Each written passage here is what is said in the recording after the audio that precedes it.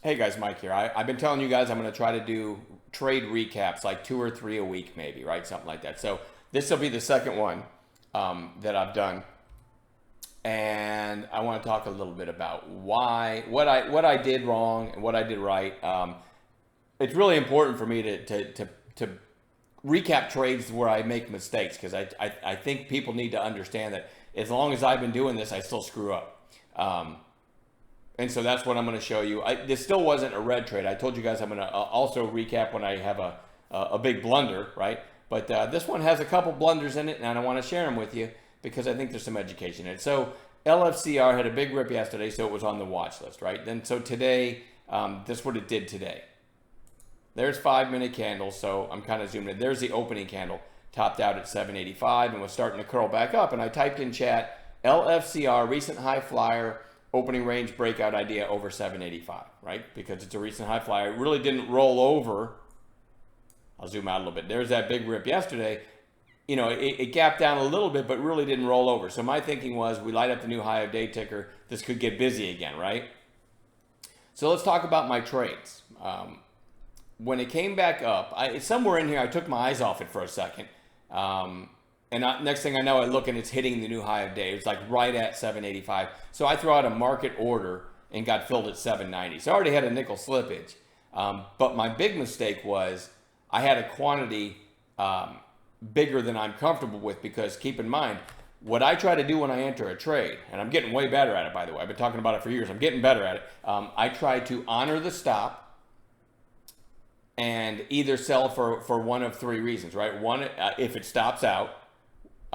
2, into upside shape, or 3 at the closing bell. All right, so I'm going to show you where I felt. So anyway, I had too big of a quantity, but again, I saw it out of the corner of my eye, like, oh man, it's going.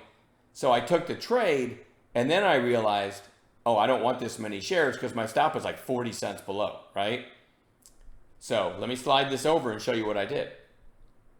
So there's my market buy, 790. Remember, the entry was through 785, so that's not terrible slippage.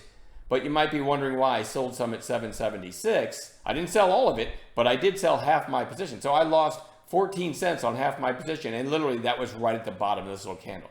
Why did I do that? Because I did the math and thought that's too many shares for me to lose 40 cents. That's not within my loss tolerance, so I wanted to lighten up, right? So then once I hit out half, then I put a hard stop in right there, I think at 750. And then I'm comfortable with the total loss on the trade if that stop gets hit too.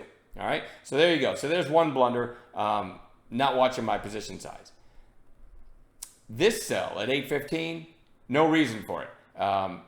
It popped and was going sideways. And then I saw it pop up to whatever this was, 822. So I just thought, all right, I'm going to sell some. So at least now I'm probably not going to have a red trade. Because keep in mind, even while it's up here and I got long here, I'm still underwater in the trade because I sold half because of my quantity mess up, right? So anyway, and it had already kind of reversed. So I sold at the market and got filled at 815. But no reason to sell there other than I was trying to minimize the risk on the trade. But again, I want to sell into upside shape or at my original stop or at the closing bell. So that was a fail. My quantity selection was a fail. And then this sell at 850 and 859, I'm proud of these because you had that upside shape, right? I'm selling into upside shape. Very proud of those sells. And then it went straight sideways the rest of the day. My final sell was at 842, and it wasn't at the close, but it ended up being about the same as if it would have been. My final sell at 842 was another dumb reason. I lost internet. But I had a stop in the system, so I really didn't need to panic. But when I lost internet, for all I know, internet's gone for the rest of the day, and I'm not going to try to trade over the phone. So I get right on my phone, open the TradeStation app, and just hit out. So that was the reason for the final. But that didn't end up being a factor anyway because it literally just chopped sideways the rest of the day. So there you have it. Quantity selection was wrong. Hit out for a loss. Sold some here for no reason. And then sold a good chunk into upside shape. So I did some things right. I did some things wrong. Obviously nicely green on the trade.